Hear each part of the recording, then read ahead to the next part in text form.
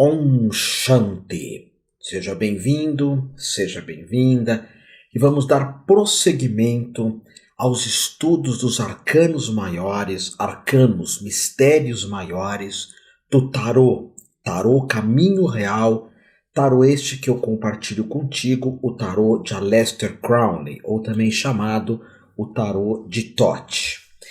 Na última aula eu comecei a falar sobre o arcano do enforcado, que é onde a maior parte da humanidade hoje se encontra. No arcano dos enforcados nós podemos reparar que os braços formam um triângulo e as suas pernas formam uma cruz. Note isso, os braços o triângulo e as pernas uma cruz. Mas a cruz aqui também tem uma significância do número 4, o número 4 invertido, que seria a matéria, o aprisionamento da matéria. Vamos olhar aqui no computador. Apesar dessa imagem estar preso aqui com um prego no pé, normalmente nos arcanos do enforcado, nós vamos encontrar uma figura que está aqui porque quer estar presa na matéria. Veja aqui que nós temos uma cruz ansata, que é o equilíbrio do masculino e do feminino, a harmonia, e essa cruz ansata ela está aqui invertida, ou seja, é o mundo dos avessos, é o mundo do desequilíbrio. Como eu falei para vocês, o Crowley ele coloca em cada arcano do tarô uma cruz, para que nós não interpretemos, como alguns incautos fazem, o tarô ao contrário, porque esse é um símbolo negativo, um símbolo perverso. E aqui nós temos a cruz invertida, a parte espiritual presa na matéria e a parte material jogada para o céu. Se valoriza mais o dinheiro, a matéria, a ganância. Então aqui, e esse homem está sofrendo, ele está preso a tudo isso. É a crucificação da matéria. O número 4 representa essa característica da matéria presa aqui. E ele está de cabeça para baixo, ou seja, preso ao mundo físico. Aqui nós temos a serpente, que representa a Kundalini, a energia da vida, da libido. Eu tenho vários vídeos sobre isso, é legal que você estude, que você os veja. Ele está preso a essa energia, que é a energia Kundalini, na matéria, amarrado aqui na matéria. Mas ele se deixou amarrar. Então, quantas pessoas no mundo que ficam presas a isso, né? O número 4, que é essa questão da matéria, o pé esquerdo, que seria ligado à espiritualidade, nós temos esse... Tá preso aqui, espiritualidade não, o pé esquerdo representa o lado esquerdo, que é a afetividade. A serpente enrolada, ou seja, a coisa muito instintiva, a serpente que se contorce, que está sentindo dor, uma série de quadrados aqui limitando a figura do enforcado, apesar de que ele está recebendo as luzes lá de cima, tem uma potencialidade aqui. O Crowley ele viu o enforcado como um arcano de um ego diminuto, da pessoa que se prende a drogas, a política, ao futebol, a comida, para aí. Então a maior parte da humanidade ela está parada aqui numa forma extremamente negativa. Extremamente negativa. É uma prisão que a pessoa se colocou. Porque se nós observarmos a sequência dos arcanos, volta aqui para mim na câmera, nós descobrimos os nossos limites, as nossas dificuldades na força e paramos no enforcado. Eu tenho tal problema, mas eu sou assim mesmo. Eu não consigo estudar, eu não consigo trabalhar, eu não consigo superar meus vícios, eu não consigo superar meu amor, minha timidez, eu não consigo, eu não sou honesto, porque esse é um arcano da desonestidade. E para desamarrar o nó do enforcado, aqueles que resolvem, que é uma minoria na humanidade, desamarrar o nó do enforcado, nós caímos no arcano da morte, que alguma coisa precisa morrer, alguma coisa tem que desaparecer. E a morte não é a morte, você já sabe disso, você conhece tarô, até porque a morte aqui ela está dançando, existe um movimento nesse arcano, você repara nisso? Nas minhas anotações é a primeira coisa que eu anoto, ele está dançando, ele está vivo, ele está se mexendo. Então é uma transformação, uma transmutação. Aqui na figura, olhando aqui no computador, note, lembra um pouco Shiva, que é o deus que destrói, ele faz uma dança e vai ceifando tudo aquilo que precisa ser destruído, alquimizado. Mas a morte é mais uma transformação mesmo. Então por isso que tem figuras aqui que representam o mundo mineral, os insetos, o minério, os insetos, os répteis. Ele vai cortando tudo isso, é a transformação, como se fosse, eu repito, uma dança com essa foice que vai cortando tudo. Ele tem um capacete interessante aqui, que é o capacete do deus Osíris. Esse capacete faz com que o simbolismo dele, com que ele possa fertilizar. O simbolismo de Osíris você pode estudar na minha aula de tarô mitológico. Osíris foi morto por Sete, foi cortado em 14 partes, dividido em 14 partes, e quando Ísis foi lá e resgatou essas 14... na verdade, Ísis foi lá e resgatou 13 partes, que é o número do arcano. 13 partes. Pois o pênis de Osíris foi comido por um animal da água. E esse animal fertilizou, tem toda uma questão, esse animal pôs muitos ovos, e que como a parte desse deus, né? Então a morte é um símbolo de fertilidade. Nós temos aqui a águia, que aparece aqui em cima, não sei se você nota ela, espero que sim, que simboliza o espírito, a liberdade do espírito, o voo do espírito. A águia sempre representa isso quando está indo para cima. A serpente, cadê ela? Aqui assim, é uma força anímica. A serpente é a força da alma, é um instinto também. A serpente, em algumas tradições, é a vida e a morte. Aqui nós temos um escorpião. Na visão do Crowley, eles já estavam querendo pesquisar isso. O escorpião representa as drogas humanas. E nós temos um botão de ópio aqui, que mostra a influência dessa droga em vários buscadores, né? A gente vê mesmo Freud entrando em contato com a cocaína. Não foi com a heroína, não me recordo exatamente, ou com os dois. Então aqui esse escorpião é a parte destrutiva de tudo isso. E é um arcano de essa foice de nós nos transformarmos, de nós nos modificarmos. Traz essa energia então da alquimia. E quando nós alquimizamos com o arcano da morte, nós caímos no arcano da temperança. Note que é uma figura bem equilibrada, com uma energia de alquimia, está transformando aqui num pote o chumbo em ouro. É uma alquimia.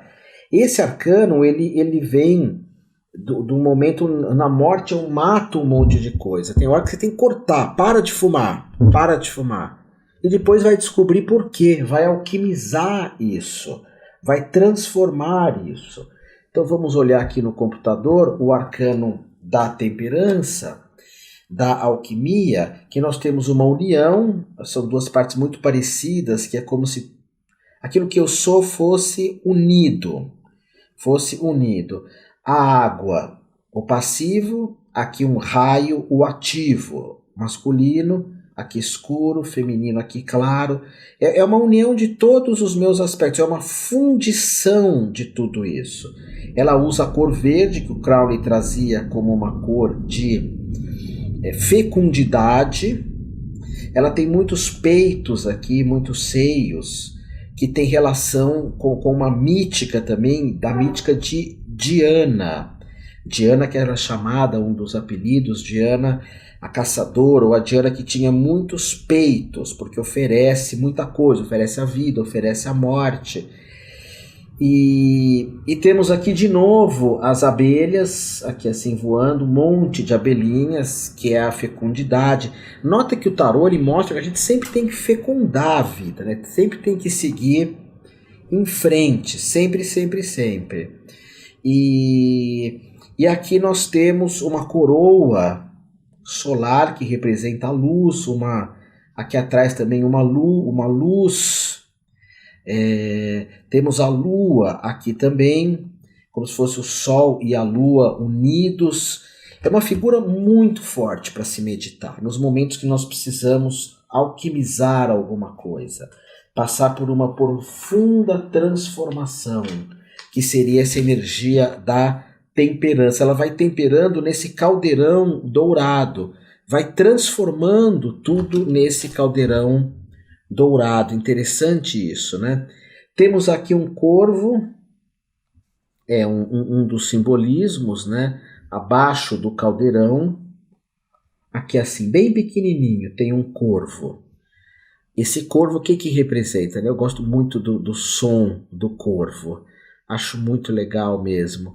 O corvo, ele simboliza a continuidade, a transformação da vida após a morte. Tem até aquele livro do Edgar Allan Poe, O Corvo, né, que vem anunciar a vida após a morte. Temos o fogo, temos a água em equilíbrio, aqui essa harmonia, e o caldeirão, e tanto o leão quanto a águia bebem dessa alquimia. A águia se torna vermelha, alimentando-se do fogo do leão, tá vendo? A águia está vermelha, normalmente a águia é branca, e o leão torna-se branco, alimentando-se da água da águia. Nós vamos ver isso mais no arcano 22º, que é o arcano que fala do mundo, dos animais que apresentam lá. Então a temperança aqui também tem um arco-íris que passa por ela, o fogo sagrado que alquimiza, um arco-íris que passa aqui por ela, que forma o manto dela também, aqui o arco-íris, um manto que representa a fusão de tudo, que é o simbolismo do arco-íris, e duas luas lá em cima, que são as duas faces de Diana, a pacífica e a face poderosa de Diana também. Então o equilíbrio, a transmutação, transformação, tem hora que nós temos que mudar mesmo. E as pessoas que não mudam, elas acabam caindo nesse arcano aqui, volta a imagem para mim, que é o arcano do diabo. Outras pessoas até dizem o seguinte, outros tarólogos, que o diabo ele vem quando nós temos no arcano da temperança, quem vive esse arcano já se conhece. Você viveu muita coisa. A maior parte da humanidade nunca vai chegar aqui de se transformar. Só que muitos têm essa sabedoria que se adquire aqui e você começa a usar para o mal, que é o diabo. O diabo que aqui tem a representação das nossas sombras. É um dos arcanos mais poderosos de forma negativa do tarô. Nem vou falar muito dele. Olha aqui na imagem, não é? Esse arcano 15 tem a força vital, que tem aqui o caduceu de Mercúrio, que é a possibilidade de sair disso, mas é a nossa parte animal, né? Temos aqui um animal, que é a representação de Baphomet, tudo aquilo que nós reprimimos, guardamos, e somos escravos dos nossos vícios, das nossas impurezas. Estão vendo essas pessoas aqui, todas escravas. E às vezes elas nem se dão conta que elas são escravas de um monte de coisa. O diabo tem esses chifres que representam a fertilidade, então o mal também ele cresce. O mal tem uma fertilidade, tem uma geração.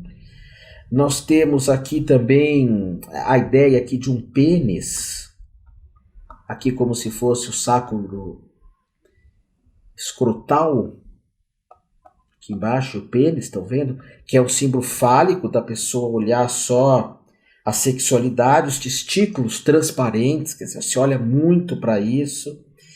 E, enfim, tem muita coisa perversa nesse arcano, muita coisa perversa mesmo, mas existe possibilidade, nós temos que ultrapassar toda essa negatividade aqui que aparece, que é uma negatividade que tem força, né? O mal às vezes é bonito, você olha aqui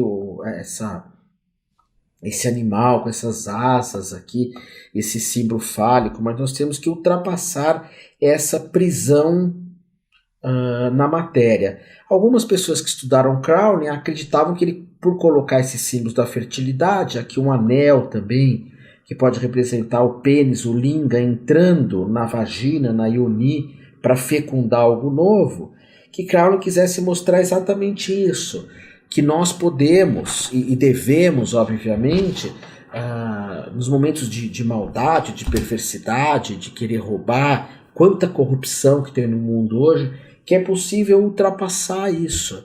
Mas quem não ultrapassa cai nesse arcano aqui, que é o arcano considerado nas interpretações do tarô o pior arcano do tarô, que é o arcano da torre, que está sendo destruída, que está caindo, que está sendo derrubada.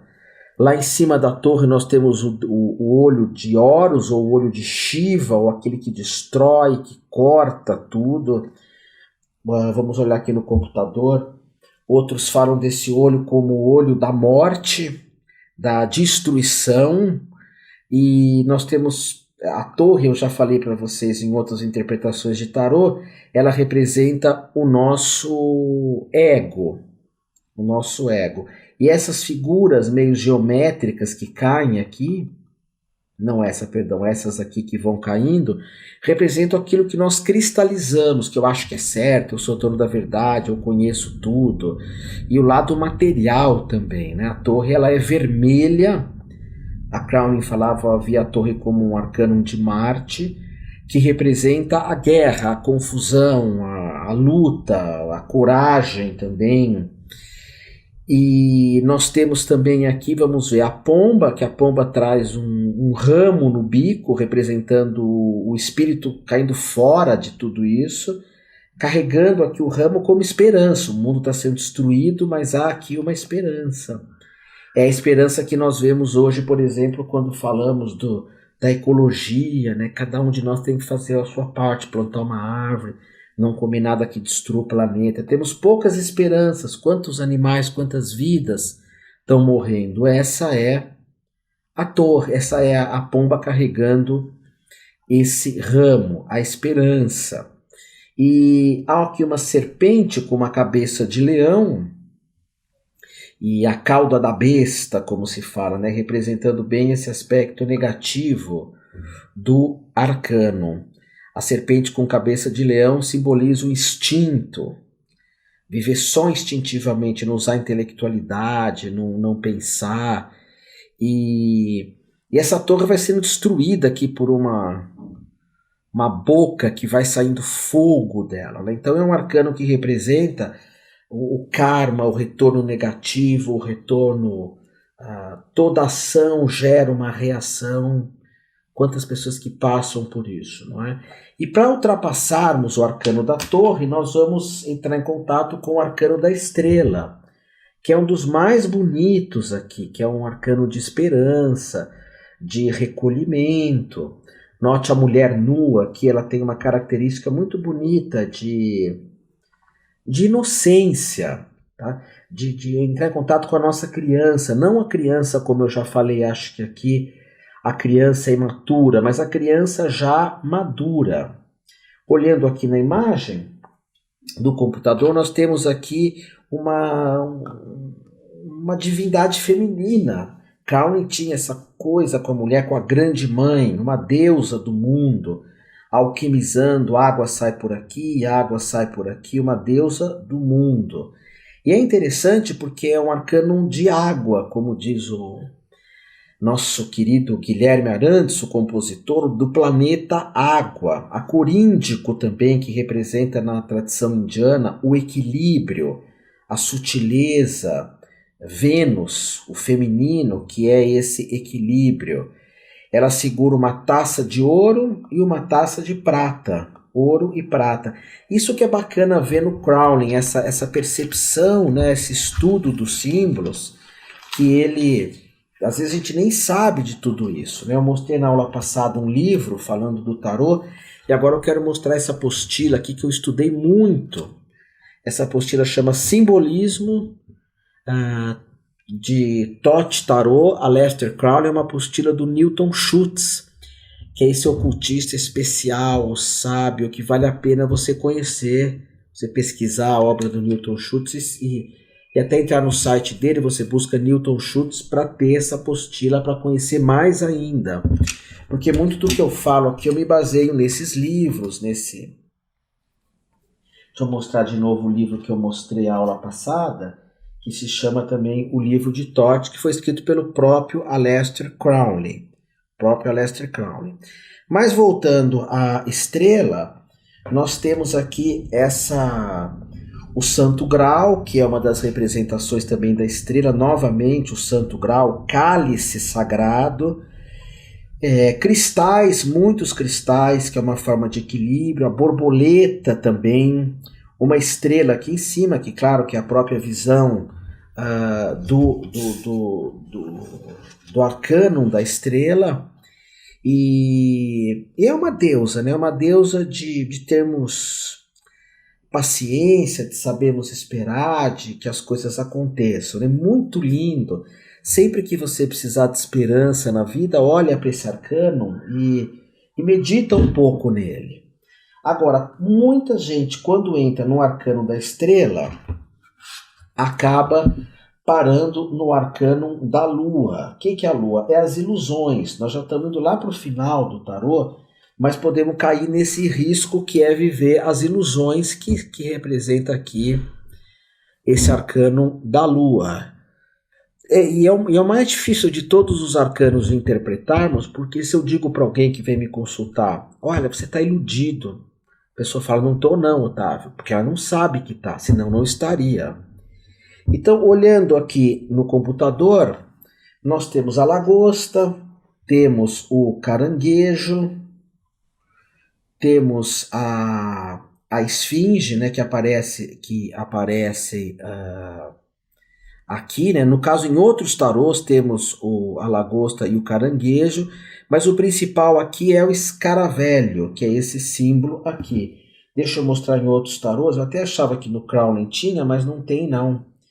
Nos outros tarôs que nós vamos encontrar o caranguejo, vamos encontrar aqui no tarô do Eight, volta a imagem para mim, a figura também desses cachorros latindo para a lua, caranguejo, a lagosta. E no tarô do Crowley nós temos aqui essa figura que representa o escaravelho sagrado que carrega o sol. Então, que é a figura que fica aqui embaixo também, carregando o sol, escaravelho sagrado, e aqui em cima temos as divindades, a esfinge. Eu acabei usando o termo aqui errado. Então, o sol está escondido, a luz está escondida. Eu não estou querendo ver as coisas como elas são.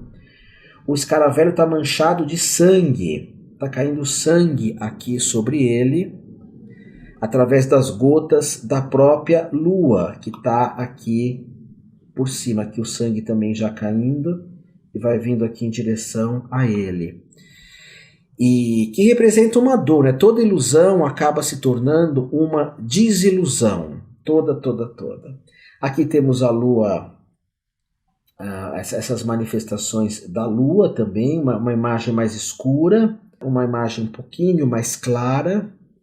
Aqui as fases da lua também, que as ilusões têm fases também.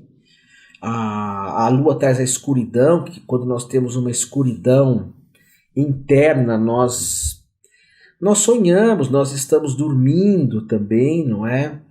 E nós temos aqui nessa figura também, vamos ver aqui aonde, cedro de poder, a ilusão tem o poder, esse cedro.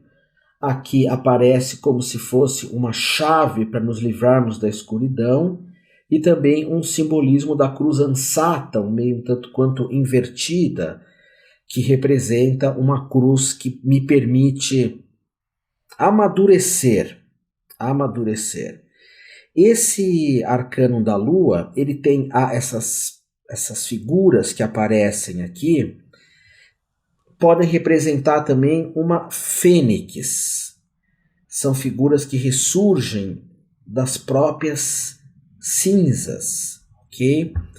E então as cruzes aqui, a cruz ansata, que representa um símbolo de força, que abre os túmulos também dos mortos. Nós temos algumas figuras aqui que são os chacais, que estão prontos para devorar as pessoas que se iludem. Os chacais, as pessoas que não estão conscientes, são devoradas por ele. E enfim, é um arcano bem misterioso, porque o Crowley quis colocar aqui alguns níveis, eu percebo claramente isso, como se fosse algo inconsciente, talvez. Tem elementos que eu não sei, que eu não conheço, que eu não sei o que está acontecendo, né? Alguns associavam até essa questão inconsciente aqui de pensamentos negativos, magias, formas de magias negativas, perversas também, não é?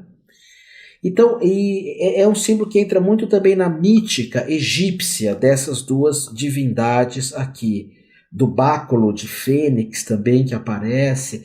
Eu não domino muito a mítica egípcia, nunca tive muito interesse por ela, apesar de ser Rosa Cruz há 30 e poucos anos, mas eu não tenho um conhecimento maior do Egito. Se você quiser estudar esse arcano, você tem que estudar um pouco do Egito, ok? Na próxima figura, para sairmos da Lua, nós temos que entrar no arcano do Sol, que é um dos mais bonitos, né? Enquanto a Lua representa dificuldade, falta de assertividade, enfim, o Sol vai ter uma representação. Dá para você ver aqui, está focando, essas duas crianças representam a inocência, pulando, vendo. O Sol representa a própria consciência, né? A Lua ela é toda escura, toda misteriosa. Até para mim é difícil olhar para esse arcano da Lua. Ele me coloca num estado meio sonolento, assim, um estado de pouca consciência, de pouca evolução. Mas o Sol é exatamente o contrário de tudo isso. O Sol, você vai ver essas crianças, vamos olhar aqui no computador, duas crianças pulando, elas transmitem brilho, vitalidade, energia, saúde, inocência.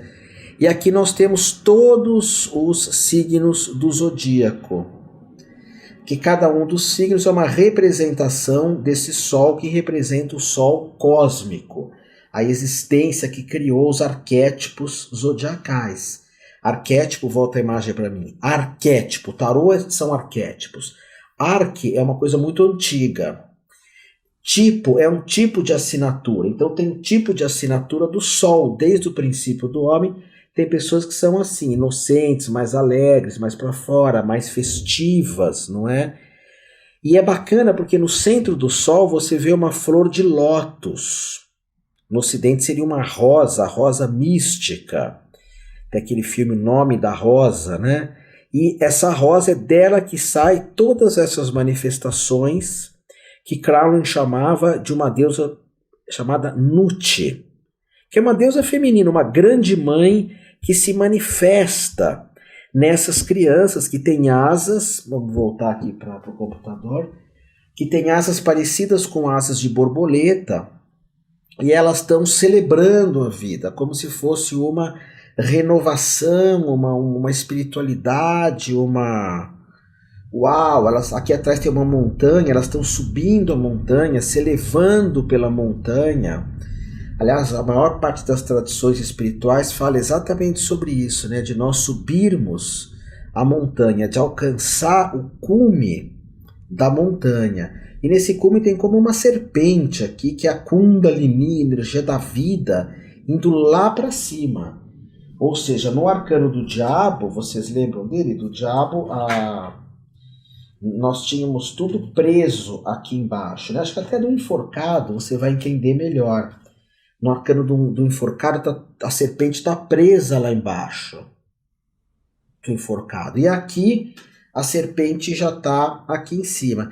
Jung dizia que o nosso propósito de vida é a individuação, é ser um adolescente, uma criança, um jovem, um idoso, um ser pleno, indivíduo, ser que não se divide.